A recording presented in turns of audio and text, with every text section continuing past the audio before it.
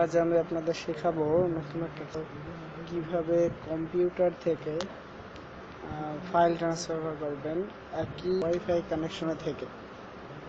সেটা হলো যদি আপনার ফাইল এক্সপ্লোরার থাকে, সেটা যদি প্রো হয় তাহলে ভালো হয়, আর যদি প্রো না হয় তাতেও চলবে। আপনি ফাইল এক্সপ্লোরার ঢুকবেন, ঢোকার পরে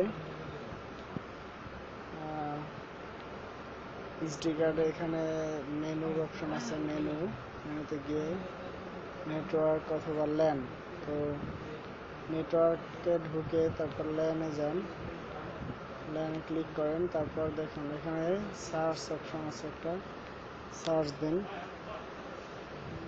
তারপর এবং আপনার একই নেটওয়ার্কে থাকা কম্পিউটারগুলির নেটওয়ার্ক শেয়ারিং নেটওয়ার্ক নাম শো করবে। সেক্ষেত্রে আপনি মনে করেন আমার এখানে ফার্স্টে যেটা আছে সুফিয়ান, এই পিসির শেয়ারে আমি যাচ্ছি ইউজারে, পাবলিকে। তারপর দেন এখানে যে কোনো একটা ফোল্ডারে আপনি যা রাখেন, কম্পিউটার থেকে ফাইলটা ট্রান্সফার করে আপনার মোবাইলে আনতে পারেন। এখানে দেখুন উইন্ডো আছে, এসডি কার্ড। তো এসডি কার্ডে আপনি কোথায় রাখতেছেন, যে কোনো একটা ফোল্ডারে, এনি ফোল্ডার দেখেন আমি এখানে রাখলাম, পেস্ট।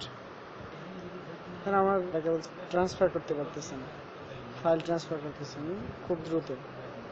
বাহ, থ্যাংকস অল এভরিওয়ান।